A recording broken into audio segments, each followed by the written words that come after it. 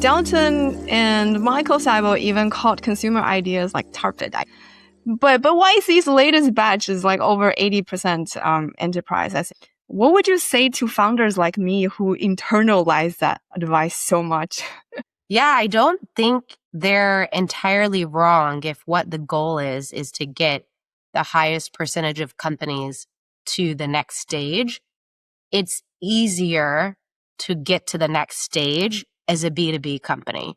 In consumer land, you get a customer and you have one day or less. You have minutes to show them the value of the product or they're never coming back. I love investing in consumer because I think it's so hard.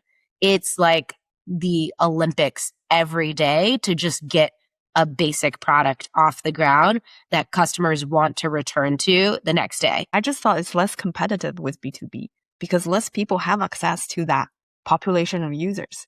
You have to. But if you're looking at Silicon Valley venture-backed startups, the vast majority of companies that are funded by VCs are enterprise and B2B companies. Something like 70 or 80 or I think it might even be as high as 90%. I saw a report that said only 6% of VC funding went to consumer startups in 2024.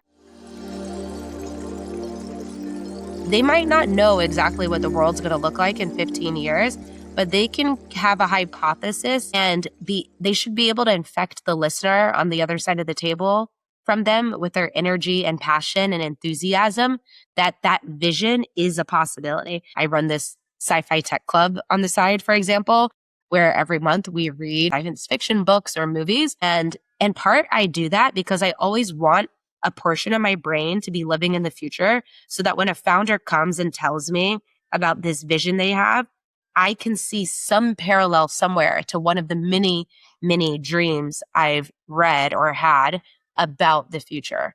And VCs should not be the people creating the future. You have to be very careful to stay on your side and not get too excited about what you think the founder is saying, but listen intently.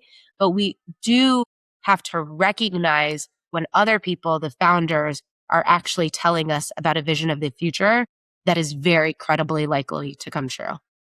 So this sounds like an exercise you're doing. Like practice your brain for imagination. Constantly. Yeah, I never thought about it that way, but you're right. I need to do futurist exercises to stay pliable in my mind. It feels like so much common sense sometimes. It's a little hard for me to understand when people are not like understanding no one's going to buy that product.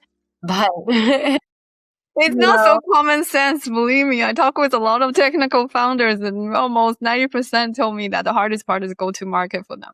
They have no idea and they don't want to do sales. I love go to market. I think it's actually one of the more straightforward parts. My dad's an engineer. He taught me coding when I was in high school. I, originally started out going to college as a computer science grad. So I get it. I get where they're coming from. But at the same time, it's like, just go talk to the customers. Just go. What the heck? Just go.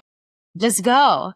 I had an event the other week that I hosted at Stanford with the head of product at Anthropic and with the CEO of Luma AI and the chief product officer of LinkedIn, like amazing speakers that were discussing with a bunch of us engineers and researchers about what they're building.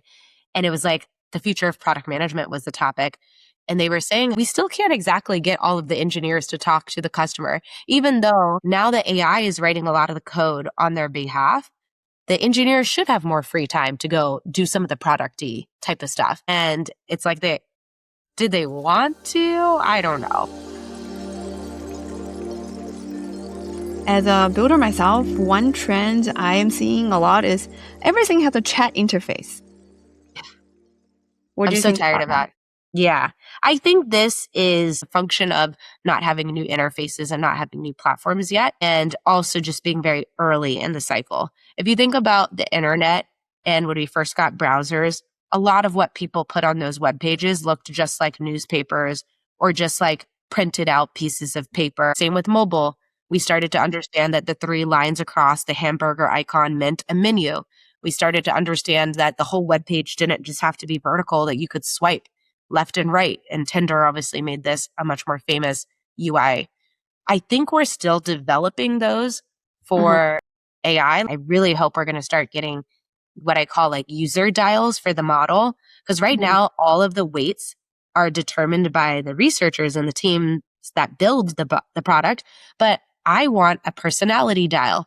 I don't want this like super pleasing sycophantic AI that everybody seems to produce. I want a sassy one who pushes back against me. And I want to be able to tune that on my side as the user.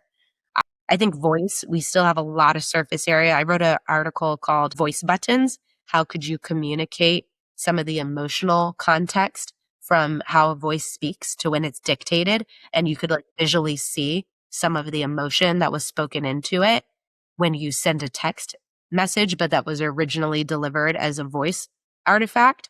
People are doing so little on the interface side today. I can't wait for the next. I feel like it's still sometime in the next 5 years when we start to coalesce around things. Agentic websites that change based on every single person that comes to them. And a lot of people think that assistant is going to be a character, and it's going to be a character we have a relationship with. And so when the internet starts to become not browser, but character, we're a very long way away from that. I think that will be another really interesting UI shift as well.